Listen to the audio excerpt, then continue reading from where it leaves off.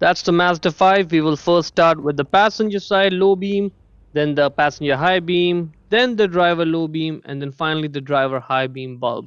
Before we get started, I want to give a quick shout out to Max Automotive for letting us use the car over here to film the videos. Check out the link in the description for more details on the inventory. Now let's go ahead, open the driver's side door, pop the primary hood release lever from there, hood pops up, and in front of the vehicle right on top of that Mazda emblem there. That's where the secondary hood release lever is. You gotta put one finger in there and push it right, lift up the hood. This hood requires a prop rod, so get it out. Put it in the slot with the arrow marking it over there. Put the rod in there and then sort of pull it back, and that's it. Now it's secured in place. It's not going anywhere. Now that's the passenger side low beam bulb. The way to access it is from behind over there. That's the bulb with the green label on it. There it is. First off, we need to get that electrical connector off. So press down over there the way I'm showing, and then pull the connector down. You may have to wiggle it. It may take a few seconds, and that's totally okay. Be patient. Get the connector off. Now twist the bulb left, like quarter of a turn. The base of the bulb should be like pointing at 3 o'clock. Get the bulb out. That's the bulb right there. It says it right there on it, the type of bulb it is. It's H11. H11, that's the bulb size number. Now your new bulb should have an O-ring on it, like this red one. If it doesn't, take the old O-ring off the existing bulb and put it on the new bulb. You need to have the O-ring on because that's what keeps the moisture out. You don't want moisture to get in the headlight. And put the O-ring back in the way I'm showing, with the beveled edge on the top. Get the O-ring on. Be patient with it. It's going to take a few seconds, but you want to get it on properly. Yep, now that is looking right. Let's go ahead and put the bulb back on. Now notice the position of the bulb when I'm putting it back in. Notice the position of the base of the bulb. It's going to be at like 3 o'clock, just as it was when we took it out, when it was loose. It's on. See, the entire metal piece on the bulb is behind the black piece, sitting snug. Turn it right, lock it in place, put the electrical connector back on. Clicks, and we are good.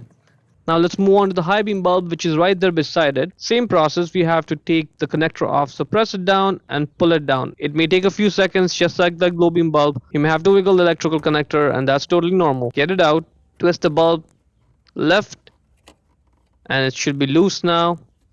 And get it out. There's no O-ring to replace on this. There's like a small O-ring, so you don't have to worry about it. The new one should have it as well. It says it right there on it. It's a 9005 bulb. 9005, that's the bulb replacement number. Get the new bulb and see how the black part on the bulb, like the notches on there, sit completely behind the metal part. Yeah, if it's sticking out like this, then it's not good. Then it's not correct. It should go in. Yep, now that's good. Once it's in, you should be able to just twist it right, lock the bulb in place, and we're done. Now put the electrical connector back on, click it in place, and we are good. Now moving on to the driver's side, it's the exact same process, same bulb, same connector, same process. Get the electrical connector off the low beam bulb, twist the bulb left, and it should be loose. Get it out. Same thing, replace the O-ring if your new bulb doesn't have one. Put the bulb back in. Note the position of the base of the bulb, see where that's pointing towards. Again, same thing, it's like sort of pointing at like 3 o'clock, 4 o'clock. Once it's in snug, twist your right, lock it in place, put the electrical connector back on. And now let's repeat this process for the high beam bulb. Get the electrical connector off. Twist the bulb loose, twist it left to be loose. And just to give you an idea, this is how I'm pointing the camera at. This is where I'm looking at from, like from inside the engine compartment. The bulb is now loose. You can get it out. Replace the bulb with the new bulb. Again, same size, 9005. That's the bulb replacement size number for the high beam bulb. Get the bulb in. The base should be sort of pointing at 3 o'clock.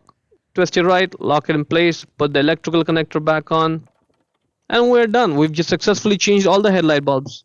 In order to close the hood, push on the hood, take load off of the prop rod, pull it out of there, put it back in its place like that. There's 2 contact points, so make sure it's secured properly like that. Now lower the hood and slam it shut.